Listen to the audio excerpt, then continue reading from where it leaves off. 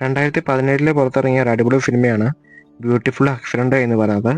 ഈ സിനിമയുടെ തുടക്കം തന്നെ കാണിയതാണെങ്കിൽ ഒരു ലിയോ എന്ന് പറഞ്ഞ ഒരു അഡ്വക്കേറ്റിനാണ്. ഈ അഡ്വക്കേറ്റ് ആണെങ്കിൽ നീതി നടപ്പിലാക്കുക എന്നതിലുപരി എൻ്റെ പേരും പ്രശസ്തിയെല്ലാം കൂട്ടാനായിട്ടാണ് നോക്കുന്നത്. സിനിമയുടെ തുടക്കം തന്നെ ഒരു ക്ലയൻ്റ് ആണെങ്കിൽ ഈ ഒരു അഡ്വക്കേറ്റിനെ കാണാനായിട്ട് വരുന്നുണ്ട്.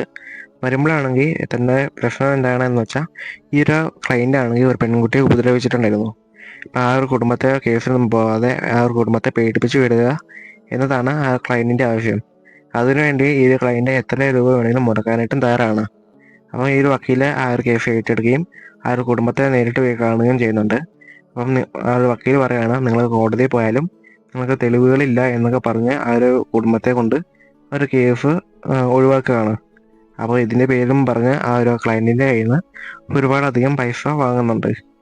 ഇതറിഞ്ഞിട്ട് തൻ്റെ സുഹൃത്താണെങ്കിൽ ഈ ഒരു വക്കീലിനെ കാണാൻ വരുന്നുണ്ട്. എന്നിട്ട് ചോദിക്കുകയാണ്, നീ എന്ത് പണിയാണ് ചെയ്തത്? ആ ഒരു ക്ലയൻറ്റിൻ്റെ എതിരുള്ള എല്ലാ തെളിവുകളും നിന്റെയിലുണ്ട്, എന്നിട്ട് എന്തുകൊണ്ടാണ് ആ ഒരു കുട്ടിക്ക് നീതി വാങ്ങി കൊടുക്കാത്തത് എന്ന് ചോദിക്കുകയാണ്. അന്നേരം നമ്മളെ ലിയോ പറയാണ്, എനിക്ക് നീതി നടപ്പാക്കുക എന്നതിലുപരി എൻ്റെ പേരും പ്രശസ്തിയും കൂട്ടുക, എനിക്ക് പണമാണ് വേണ്ടേ, അതുകൊണ്ട് ഞാൻ എന്തും ചെയ്യും എന്ന് പറയുകയാണ്. അന്നേരം ആ ഒരു ഫ്രണ്ട് പറയുകയാണ്, നീ ഇതിനെല്ലാം അനുഭവിക്കും എന്ന് പറഞ്ഞ് ആ ഒരു ഫ്രണ്ട് പോവുകയാണ്. ഇതിന് ശേഷമാണെങ്കിൽ ഈ ഒരു ലിയോ ആണെങ്കിൽ ജർമ്മനിയിൽ ഉപരിപഠനത്തിന് വേണ്ടി പോകാനായിട്ട് തയ്യാറെടുക്കുന്നുണ്ടായിരുന്നു. അപ്പോൾ അതിന് പോകുന്നതിന് മുമ്പായിട്ടാണെങ്കിൽ ഈ ലിയോയുടെ അമ്മ മരിച്ചിട്ടുണ്ടായിരുന്നു. അപ്പം ഈ ഒരു അമ്മയുടെ കല്ലറയിൽ പോയി പ്രാർത്ഥിക്കുന്നുണ്ട്. ഈ പ്രാർത്ഥിച്ചിട്ട് തിരിച്ചു വരുന്ന വഴിക്കാണെങ്കിൽ ഈ ലിയോയ്ക്ക് ഒരു ആക്സിഡന്റ് ഉണ്ടാവുകയാണ്. ലിയോ പിന്നീട് കണ്ണു തുറന്ന് നോക്കുമ്പോഴാണെങ്കിൽ ഒരു ഓഫീസ് സെറ്റപ്പിലിരിക്കുകയാണ്. ഇത് ഏതാ സ്ഥലം എന്ന് ലിയോയ്ക്ക് മനസ്സിലാവുന്നില്ല. അടുത്തുണ്ടായിരുന്ന ഒരു കൗണ്ടറിൽ ചെന്ന ലിയോ ചോദിക്കുമ്പോഴാണെങ്കിൽ ലിയോ മരിച്ചിട്ടുണ്ടായിരുന്നു. അതിന് മരണാനന്തര വിധിക്ക് വേണ്ടി ആ ഒരു ഓഫീസിൽ വെയിറ്റ് ചെയ്തിരിക്കുകയാണ് എന്നാണ് ലിയോയ്ക്ക് മനസ്സിലാക്കാനായിട്ട് സാധിക്കുന്നത്. ഇത് കേട്ടപ്പോൾ തന്നെ ലിയോയ്ക്ക് ഷോക്കായി പോയിട്ടുണ്ടായിരുന്നു. തനിക്കൊരു അപകടം പറ്റി എന്ന് അറിയാം, പക്ഷേ അത് മരിക്കാൻ പാകത്തിനുള്ള അപകടമാണ് എന്ന് ലിയോയ്ക്ക് അറിയത്തില്ലായിരുന്നു. അവിടെ ഉണ്ടായിരുന്ന ഒരു പെൺകുട്ടിനെ വിളിച്ചുകൊണ്ട് അവിടുത്തെ നേതാവായിട്ടുള്ള ആളുടെ അടുത്തേക്ക് പോയി. ആളുടെ അടുത്ത് ചെന്നപ്പം ആൾക്ക് നല്ല രീതിയിൽ ടെൻഷൻ ഉണ്ടായിരുന്നു. കാര്യം എന്താണെന്ന് വെച്ചാൽ, ആൾ മാറിയിട്ടാണ് മരിച്ചത്. ശരിക്കും ഈ ഒരു ലിയോ അല്ലായിരുന്നു മരിക്കേണ്ടേ, പകരം ലിയോ എന്ന് പേരുള്ള വേറെ ആളാണ് മരിക്കേണ്ടത്. അപ്പോൾ ആൾ മാറി മരിച്ചുകൊണ്ട് തൻ്റെ സീനിയേഴ്സ് പറഞ്ഞ പ്രശ്നമാണ് എന്ന് ഈ ഒരു അഡ്മിനിസ്ട്രേറ്റർക്ക് അറിയാം. അപ്പോൾ ഇതെങ്ങനെ പരിഹരിക്കുക എന്നോർത്ത് ആൾ ടെൻഷൻ അടിച്ചിരിക്കുകയായിരുന്നു. അന്നേരം ഈ ഒരു ലിയോ വന്നപ്പോഴാണെങ്കിൽ ഈ കാര്യങ്ങളെല്ലാം ലിയോയുടെ അടുത്ത് പറഞ്ഞു. ഈ ഒരു അഡ്മിനിസ്ട്രേറ്റീവ് ഓഫീസർ പറയുകയാണ്, നിങ്ങൾക്ക് ഒരുപാടധികം ആയുസുണ്ട്, നിങ്ങളെ പഴയ ജീവിതത്തിലേക്കാണ് തിരിച്ചുവിടാം, അതിനായിട്ട് ഒരു 7 ദിവസം താമസം എടുക്കുമെന്ന് പറയുകയാണ്. അന്നേരം ഈ ഒരു 7 ദിവസത്തിന് ഈ മരിക്കേണ്ട ലിയോ ഉണ്ടായിരുന്നല്ലോ, ആ ഒരു ലിയോയുടെ ശരീരത്തിലേക്ക് വിടാം. എന്നാലും 7 ദിവസം കഴിയുമ്പോൾ ഓട്ടോമാറ്റിക്കായിട്ട് നിങ്ങളെ പഴയ ജീവിതത്തിലേക്ക് പോകും. എന്നാലും ആ ഒരു 7 ദിവസത്തെ കാര്യങ്ങളൊന്നും ലിയോയ്ക്ക് ഓർമ്മ ഉണ്ടാവില്ല എന്നൊക്കെ പറയുകയാണ്. അത് സംബന്ധിച്ച് ലിയോ ആ ഒരു ശരീരത്തിലേക്ക് പോവുകയാണ്. എന്നിട്ട് കണ്ണ് തുറന്ന് നോക്കുമ്പം ഒരാളുടെ കൂടെ കിടക്കുകയാണ്, അതായത് ഒരു പുരുഷൻ്റെ കൂടെ കിടക്കുകയാണ്. അത് ഞെട്ടി എന്നേക്കാണ്. അന്നേരം അവിടെ ഉണ്ടായ ഫോട്ടോ കണ്ടിട്ട് മനസ്സിലാവുകയാണ് ഇത് തൻ്റെ ഭർത്താവാണ് എന്ന് മനസ്സിലാവുകയാണ്. അന്നേരം ഈ ഒരു ലിയോയ്ക്കാണെങ്കിൽ ആളെ ഞെട്ടിപ്പോവുകയാണ്. കാര്യം എന്താണെന്ന് വെച്ചാൽ, തൻ്റെ വളരെയേറെ പൈസ വേണം, അല്ലെങ്കിൽ തനിക്ക് വളരെയേറെ പേരും പ്രശസ്തിയെല്ലാം വേണം എന്ന് ആഗ്രഹിച്ച ഒരാൾ ഒരു മിഡിൽ ക്ലാസ്സിലേക്ക് വരുമ്പം അതിൻ്റേതായ മാറ്റങ്ങളുണ്ടാവും. ആ ഒരു മുറിയുടെ പുറത്തേക്ക് ഇറങ്ങിയപ്പോഴാണെങ്കിൽ മനസ്സിലാവുകയാണ് തന്നെ സ്നേഹിക്കുന്ന 2 കുട്ടികളുണ്ട് എന്ന് മനസ്സിലാവുകയാണ്. അപ്പോൾ അതിൽ ഇളയ കുട്ടിയാണെങ്കിൽ വന്ന് കെട്ടിപ്പിടിക്കുന്നുണ്ട്. അപ്പം ഈ ഒരു ലിയോയ്ക്കാണെങ്കിൽ ഒന്നും മനസ്സിലാവുന്നില്ല. കാര്യം എന്താണെന്ന് വെച്ചാൽ, തൻ്റെ പ്രൊഫഷണലായിട്ട് മുന്നോട്ട് പോയ അതുകൊണ്ട് തന്നെ എന്താണ് നല്ലൊരു കുടുംബ ജീവിതം എന്ന് ലിയോയ്ക്ക് അറിയത്തില്ലായിരുന്നു. അതുകൊണ്ട് തന്നെ ഓടി ബാത്റൂമിൽ കയറി കതക് അടച്ച് അവിടെ ടെൻഷൻ അടിച്ച് ആലോചിച്ചുകൊണ്ടിരിക്കുകയായിരുന്നു. അപ്പം കുറച്ച് നേരം അങ്ങനെ ഇരുന്ന് കഴിഞ്ഞിട്ട് തൻ്റെ ഇളയ മോൻ വിളിക്കുകയാണ്, എനിക്ക് സ്കൂളിൽ പോകാൻ സമയമായി, എന്നെ കൊണ്ടുവിടാമോ എന്ന് ചോദിച്ചിട്ട് ലിയോ ആ ഒരു സ്കൂളിലേക്ക് പോകാനായിട്ട് ബസ് സ്റ്റോപ്പിലേക്ക് കൊച്ചിനെ കൊണ്ടുവിടാൻ പോയേക്കുവാണ്. അവിടെ ചെല്ലുമ്പോഴാണെങ്കിൽ അവിടെ കുറേ ആൾക്കാർ പിള്ളേരെ കൊണ്ടുവിടാനായിട്ട് ഇരിപ്പുണ്ട്. അതെല്ലാം ഈ മറ്റേ ലിയോയുടെ ഫ്രണ്ട്സ് ആയിരുന്നു. പക്ഷേ ഈ ഒരു ലിയോയ്ക്ക് ആ ഒരു കാര്യങ്ങളൊന്നും അറിയത്തില്ലായിരുന്നു. അന്നേരം അവരുടെ സാറിനേരം ഒന്നും അറിയത്തില്ലാത്ത രീതിയിൽ മിണ്ടിയിട്ട് അവിടെ നിന്ന് പെട്ടെന്ന് തന്നെ പോയി. അവിടെ നിന്ന് നേരെ പോയതാണെങ്കിൽ ഷോപ്പിംഗ് ചെയ്യാനായിട്ടായിരുന്നു. എന്ന് വെച്ചാൽ കുറച്ച് ഡ്രസ്സും പിന്നെ കുറച്ച് ഫുഡിനുള്ള സാധനങ്ങളൊക്കെ ആയിട്ട് വാങ്ങാനായിട്ട് ഒരു മാളിലേക്ക് പോയി. അവിടെ നിന്ന് സാധനങ്ങളെല്ലാം പർച്ചേസ് ചെയ്തിട്ട് ബില്ല് പേ ചെയ്യാനായിട്ട് അവിടെ ക്യൂ നിൽക്കുമായിരുന്നു. അന്നേരമാണ് ഈ ലിയോയ്ക്ക് മനസ്സിലായത്, ഈ സാധനങ്ങളുടെ ബില്ല് പേ ചെയ്യാനായിട്ടുള്ള ക്യാഷ് ഇപ്പം താനുള്ള ശരീരത്തിലെ ലിയോയ്ക്കോ അല്ലെങ്കിൽ ആ ഒരു കുടുംബത്തിനോ ആരുതിനുള്ള ഇത് പൈസ ഇല്ല എന്ന് മനസ്സിലാവുകയാണ്. അന്നേരം അതെല്ലാം ഉപേക്ഷിച്ചിട്ട് നേരെ തന്നെ മകനെ കൂട്ടാനായിട്ട് സ്കൂളിലേക്ക് പോവുകയാണ്. സാധാരണ നിലയ്ക്കാണെങ്കിൽ ലിയോ ആണെങ്കിൽ തന്റെ മകനെ കൂട്ടാനായിട്ട് സ്കൂളിലേക്ക് ചെല്ലാറില്ല. അപ്പോൾ എന്തോ ഒരു സംശയം ആ ഒരു കൊച്ചിന് തോന്നുന്നുണ്ട്. അത് വീട്ടിൽ വന്നു കഴിഞ്ഞപ്പം ഈ ഒരു സംശയം അമ്മയുടെ അടുത്ത് പറയുന്നുണ്ട്. ഇതെൻ്റെ അമ്മയല്ല, എൻ്റെ അമ്മ ഇങ്ങനെയല്ല എന്നൊക്കെ പറയുന്നുണ്ട്. അന്നേരം ഈ ലിയോയ്ക്ക് തോന്നുകയാണ് ഈ കള്ളത്തരം പൊളിഞ്ഞോ എന്നൊരു സംശയം തോന്നുന്നുണ്ട്. അന്നേരം ഈ ഉള്ള കാര്യങ്ങളെല്ലാം ഈ ലിയോ ഈ കൊച്ചിനകത്ത് പറയുകയാണ്. അപ്പോൾ 7 ദിവസം കഴിഞ്ഞാലേ നിൻ്റെ ശരിക്കുള്ള അമ്മ വരത്തുള്ളൂ. അതുവരെ ഈ ഒരു കള്ളത്തരം ആരോടും പറയില്ലേ, എന്നെ സഹായിക്കണം എന്നൊക്കെ പറയുന്നുണ്ട്. അപ്പം ഈ ഒരു കൊച്ച് അത് സമ്മതിക്കുന്നുമുണ്ട്. എന്നാൽ പോലും ആ ഒരു 7 ദിവസം കഴിയുമ്പം ഈ കൊച്ചിൻ്റെ അമ്മ മരിക്കുമെന്ന് ലിയോ പറയുന്നില്ല. അവിടുത്തെ പതിവുകളും ഓരോരുത്തരുടെ ഇഷ്ടവും കാര്യങ്ങളെല്ലാം ആ ഒരു കൊച്ച് ഈ അമ്മയ്ക്ക് പറഞ്ഞു കൊടുക്കുകയാണ്. അപ്പോൾ ഇതെല്ലാം കേട്ട് മനസ്സിലാക്കിയിട്ട് ലിയോ ആണെങ്കിൽ വൈകിട്ടത്തേക്കുള്ള അത്താഴം ഉണ്ടാക്കി. അപ്പം അവർ 4 പേരും ഒരുമിച്ചിരുന്ന് ഭക്ഷണം കഴിക്കുകയാണ്. അങ്ങനെ ഈ മൂത്ത മോൾക്കും ഈ ഒരു ഭർത്താവിനും ഈ ലിയോയിൽ എന്തോ ഒരു സംശയം തോന്നി. നേരം ഒന്നും ലിയോയ്ക്ക് പിടികൊടുത്തില്ല. ലിയോയ്ക്ക് തോന്നിയപ്പോഴേ ഈ ഒരു വിഷയം മാറ്റി വിട്ടു. അന്ന് വൈകിട്ട് അവരെ ഒരുമിച്ച് കിടക്കാൻ പോയപ്പം ഈ ഒരു ഭർത്താവ് പറയാണ്, അടുത്ത ദിവസം പാർട്ടി ഉണ്ട്, നമുക്കതിന് പോകണമെന്ന് പറയാണ്. അന്നേരം ലിയോ പറയാണ്, നമുക്കൊരു ഡ്രസ്സ് വാങ്ങണം എന്ന് പറഞ്ഞു. അന്നേരം ഭർത്താവിന് അതിശയം തോന്നുകയാണ്. കാര്യം എന്താണ് എന്ന് വെച്ചാൽ ലിയോ ആദ്യമായിട്ടാണ് തനിക്ക് ഡ്രസ്സ് വേണമെന്ന് പറയുന്നത്. അതുവരെ ഒന്നും നമുക്ക് എന്തെങ്കിലും ഡ്രസ്സ് വാങ്ങാം അല്ലെങ്കിൽ ഷോപ്പിങ്ങിന് പോകാം എന്നൊക്കെ പറയുമ്പോഴാണെങ്കിൽ ഈ ചിലവ് തീർക്കാനായിട്ട് പൈസ എല്ലാം മാറ്റിവെച്ച് തൻ്റെ മക്കൾക്ക് വേണ്ടി ഈ പഠനാവശ്യത്തിനൊക്കെ വേണ്ടി പൈസ മാറ്റിക്കൊണ്ടിരിക്കുകയാണോ. അപ്പോൾ ആദ്യമായിട്ട് ഇങ്ങനെ കാര്യം പറഞ്ഞപ്പം ഭർത്താവ് സാധിച്ചു കൊടുക്കാമെന്നോർത്ത് എൻ്റെ ക്രെഡിറ്റ് കാർഡ് ലിയോയുടെ കൊടുത്തു വിട്ടു. അന്നേരം പിറ്റേ ദിവസമാണെങ്കിൽ ഈ ലിയോ ഷോപ്പിങ്ങിന് പോയിട്ട് വില കൂടിയ ഡ്രസ്സ് തനിക്കും തൻ്റെ ഭർത്താവിനും വേണ്ടി വാങ്ങിക്കൊണ്ട് വരികയാണ്. ഇന്ന് വൈകിട്ട് ലിയോ ഭർത്താവ് വന്നപ്പം ലിയോനെ കുറെ ദേഷ്യപ്പെടുകയാണ്.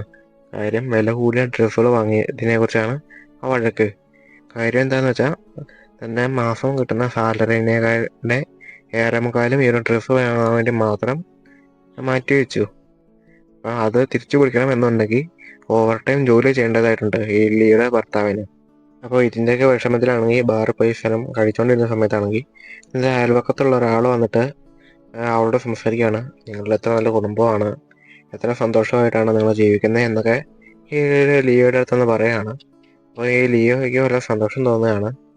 അപ്പം ഇതെല്ലാം കഴിഞ്ഞിട്ട് ഈ ലിയോ പുറത്തേക്ക് ഇറങ്ങിയപ്പോഴാണെങ്കിൽ തൻ്റെ മോളും വേറെ അവളുടെ ക്ലാസ്സിൽ പഠിക്കുന്ന ഒരു ചെറുക്കനും കൂടെ അടുത്ത് നിൽക്കുന്നത് കണ്ടു. അന്നേരം അവിടെ ഓടി വന്ന് അടുത്തേക്ക് വരികയാണ്. അന്നേരം ഈ ലിയോയുടെ മോൾക്കാണെങ്കിൽ പേടിച്ചിട്ട് പെട്ടെന്ന് അവിടെ പോവുകയാണ്. കാര്യം എന്താണെന്ന് വെച്ചാൽ ലിയോ വഴക്ക് പറയും, അവളെ കുറെ പേടിപ്പിക്കും എന്നൊക്കെ ഓർത്താണ് പെട്ടെന്ന് പേടിച്ചിട്ട് പോകുന്നത്. അന്നേരം ഈ ലിയോ പറയാണ് അവിടെ നിൽക്കാൻ പറഞ്ഞിട്ട്, ഇത് ഫ്രണ്ട്സും കാര്യമെല്ലാം വേണം, അപ്പോൾ ഇത്രയും അടുക്കുന്നത് ഇത്രയും പെട്ടെന്ന് വേണ്ട, അതൊക്കെ സമയമെടുത്ത് ആലോചിച്ച് ചെയ്യേണ്ട കാര്യമാണ് എന്നൊക്കെ പറഞ്ഞ് ലിയോ ആ ഒരു കൊച്ചിനെ മനസ്സിലാക്കുകയാണ്. അതിനും ആ ഒരു കൊച്ചിനെ മനസ്സിലാവുകയാണ് എൻ്റെ അമ്മയ്ക്ക് എന്തോ മാറ്റമുണ്ട്, തൻ്റെ റിലേഷൻഷിപ്പിന് അമ്മ കൂട്ടു നിൽക്കും, തൻ്റെ കാര്യങ്ങളെല്ലാം അമ്മയോട് തുറന്നു പറയുമെന്ന് ഈ ഒരു കൊച്ച് ലിയോയോട് പ്രോമിസ് ചെയ്യുന്നുണ്ട്. ഇത് കഴിഞ്ഞ് ലിയോ വീട്ടിൽ ചെന്നിട്ടാണെങ്കിൽ ലിയോയുടെ പഴയ കല്യാണ വീഡിയോസും അതല്ലാതെ പഴയ വീഡിയോസും ഫോട്ടോസും എല്ലാം കണ്ടുകൊണ്ടിരിക്കുകയാണ്. ഇതിൻ്റെ ഇടയ്ക്കാണെങ്കിൽ ലിയോ ഉറങ്ങിപ്പോയി കഴിഞ്ഞതിന് ശേഷം ലിയോയുടെ ഭർത്താവാണെങ്കിൽ അവളെ എടുത്ത് തൻ്റെ ബെഡ്റൂമിൽ കൊണ്ടുപോയി കിടത്തുകയാണ്.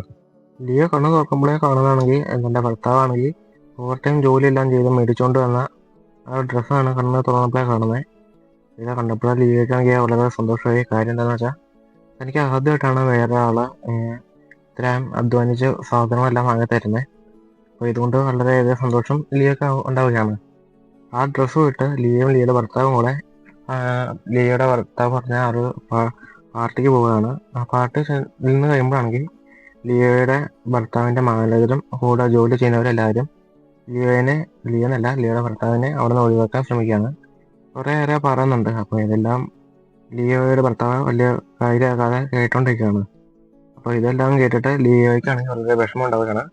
അപ്പം ലിയോ ആണെങ്കിൽ ലിയോയുടെ ഭർത്താവിനെ വിളിച്ച് മാറ്റി നിർത്തി കുറേ പറയുന്നുണ്ട്, നമുക്ക് ഇത്ര ആത്മാർത്ഥതൊന്നും വേണ്ട, ജോലിയിൽ ഇത്ര ആത്മാർത്ഥത കാണിച്ചില്ലെങ്കിലും കുഴപ്പമൊന്നുമില്ല എന്നൊക്കെ പറഞ്ഞ് കുറേ ഉപദേശിക്കുകയാണ്. അപ്പോൾ ഇതെല്ലാം കേട്ടിട്ട് ലിയയുടെ ഭർത്താവാണെങ്കിൽ ആ മാനേജറെ ചെന്ന് കുറേ വഴക്ക് പറയാണ്. എന്നാൽ ജോലി പോകുന്നത് വലിയ പേടിയൊന്നുമില്ല, എന്നാലും അത് വലിയ കാര്യമായിട്ട് വകവെക്കാതെ കുറേ വഴക്കെല്ലാം പറയാണ്. ലിയയുടെ ഭർത്താവും വീട്ടിലേക്ക് വന്നപ്പോഴാണെങ്കിൽ ലിയയുടെ മകളാണെങ്കിൽ അവിടെ ഇരുന്ന് കരയുന്നതാണ് കണ്ടേ. എന്താണ് കാര്യം എന്ന് ചോദിക്കുന്നതിന് മുമ്പാണെങ്കിൽ ലിയോ ആണെങ്കിൽ ലിയയുടെ ഭർത്താവിനെ അവിടെ എന്തൊക്കെയോ കാര്യം പറഞ്ഞ് അവിടെ നിന്ന് മാറ്റി നിർത്തുകയാണ്. അപ്പോൾ ഈ ലിയയുടെ മകള് പറയാണ്, അന്ന് ഞങ്ങൾ അവിടെ വഴി വെച്ച് കണ്ട ഒരു ബോയ് ഫ്രണ്ട് ഉണ്ടല്ലോ, അവന് ഇന്ന് ശാരീരികമായിട്ട് അടുക്കാനായിട്ട് എന്നോ ചോദിച്ചു. അവൻ അതിനെ സമ്മതിക്കാത്ത അവൻ എന്നെ തല്ലുകയും ഞങ്ങളെ അങ്ങനെ വഴക്കുണ്ടാക്കി ഞങ്ങൾ അങ്ങനെ പോരുകയും ചെയ്തു എന്ന് ലിയോട് പറഞ്ഞു. അപ്പോൾ ഇതെല്ലാം കേട്ടിട്ടാണെങ്കിൽ ലിയോയ്ക്കും അവിടെ ദേഷ്യം വന്നിട്ടുണ്ടായിരുന്നു. ഇതെല്ലാം കേട്ട് ലിയയുടെ ഭർത്താവ് ആ മുറിയുടെ പുറത്ത് കേട്ടോണ്ടിരിപ്പുണ്ടായിരുന്നു. അന്നേരം തന്നെ ലിയയുടെ ഭർത്താവാണെങ്കിൽ അവിടെ അറിയാതെ ആ പയ്യനെ തല്ലാനായിട്ട് പോയി. അന്നേരം ലിയയ്ക്ക് തോന്നുകയാണ്, നേരത്തെ എനിക്ക് ഇത് പോലത്തെ കേസ് വന്നിട്ടുണ്ടായിരുന്നല്ലോ, നേരത്തെ ഇതുപോലെ പെൺകുട്ടിയെ ഉപദ്രവിച്ച കേസിൻ്റെ വന്നപ്പം ആ ഒരു പെൺകുട്ടിക്ക് നീതി നടപ്പിലാക്കാതെ ഒരു പയ്യന് വേണ്ടി വാദിക്കുകയും ആ പയ്യനെ രക്ഷപ്പെടുത്തുകയും ചെയ്തു എന്ന് ഓർത്ത് വിഷമിക്കുകയാണ്. അപ്പോൾ ഇതെല്ലാം കഴിഞ്ഞിട്ട് ലിയോ പറയാണ്, ഞാൻ പഴയ ലിയോ തന്നെ ആയാൽ ആദ്യമേ ആ പെൺകുട്ടിക്ക് ആ നീതി നടപ്പിലാക്കി കൊടുക്കും എന്ന് പറയുകയാണ്. അത് എന്നിട്ട് പറയാണ്, എന്നിട്ട് ലിയോ പറയാണ്, ഇപ്പൊ അതല്ല പ്രധാനം, ഇപ്പൊ ഇവൾക്ക് നീതി നടപ്പിലാക്കി കൊടുക്കുക അതാണ് അത്യാവശ്യം എന്ന് പറഞ്ഞിട്ട് അഡ്വക്കേറ്റിനെ പോയി കാണുകയാണ്. അഡ്വക്കേറ്റിനെ പോയി കണ്ടപ്പം ഈ കാര്യങ്ങളെല്ലാം പറയാണ്. ഇതേ സമയത്താണെങ്കിൽ ആ ഒരു പയ്യന്റെ വീട്ടുകാരാണെങ്കിലും ലിയോനെ പോലെയുള്ള ഒരു വക്കീലിന്റെ അടുത്ത് ചെന്നിട്ട് പയ്യനെ നീതി നടപ്പിലാക്കാനായിട്ട് നോക്കുകയാണ്. എന്ന് വെച്ചാൽ കാശ് കൊടുത്ത് ഇത് ഒതുക്കി തീർക്കാനായിട്ട് നോക്കുകയാണ്.